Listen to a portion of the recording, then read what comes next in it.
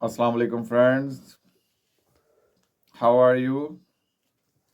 I hope you all are fine by the grace of Allah. So, dear friends and viewers, today we are continuing our topic about the types of clocks. In last video, we discussed about the invention of clock or the history of clock. Today, our topic is continue with the types of clock. So please watch my whole video and please don't forget to subscribe my channel. And now let's start our topic. First of all, we are discussing about sundial clocks. You all know in old days people use the sun for the time. So let's start briefly. The oldest type of clock is sundial clock, also called a sun clock. They were first used around 3500 BC. Sundial is use the sun to tell them the time. The shadow of the sun points to a number on a circle disk that shows you the time. In the big picture below on the right, the shadow created by the sun point 9, so it is 9 o'clock. Next, water clock. Around 400 BC, water clocks were invented in Egypt. The name for a water clock is Clepsydra. A water clock was made of two containers of water, one high than the other. Water traveled from the higher container to the lower container through the tube connecting the containers. The container had marks show the water level and the marks told the time. Now, how people dividing the year into months and days. The Greeks divided the year into 12 parts that are called months. They divided each month into 30 parts that are called days.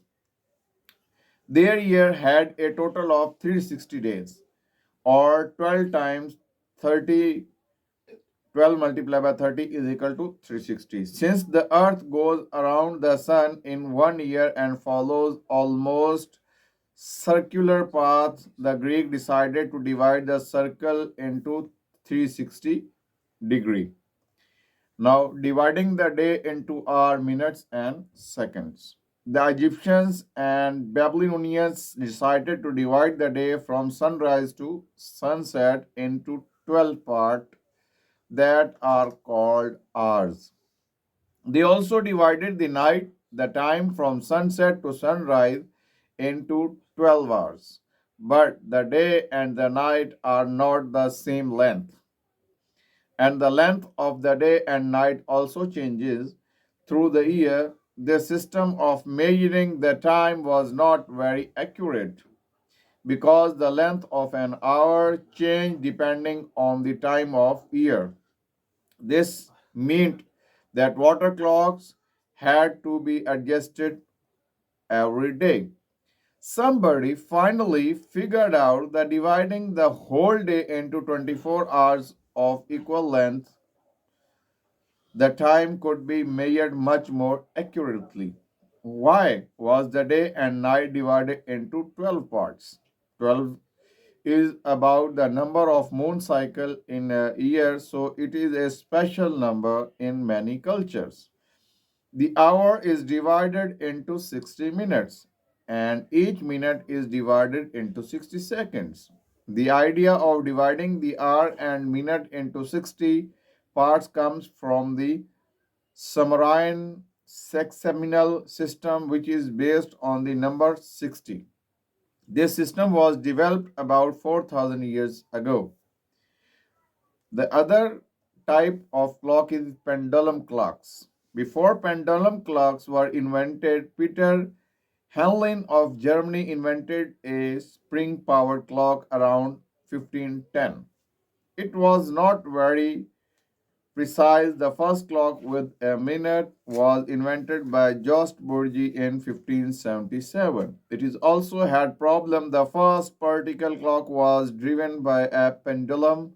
It was developed by Christian Huygens around 1656. By 1600, the pendulum clock also had a minute hand. The pendulum swing left and right, and it turn wheel the teeth. The turning wheel turns the hour and minute and on the clocks. On the first column clock, the pendulum used to swing a lot. As pendulum clocks were improved, the pendulum swung at less. One problem the pendulum clock is that the stopped running after a while and had to be restarted. So guys, you watched and listened about the types of the clocks and how in past and ancient days people divide the year in a months and the month divided into days and day divided into hours and hour divided into seconds. I hope you enjoyed the video. Thank you for watching my video.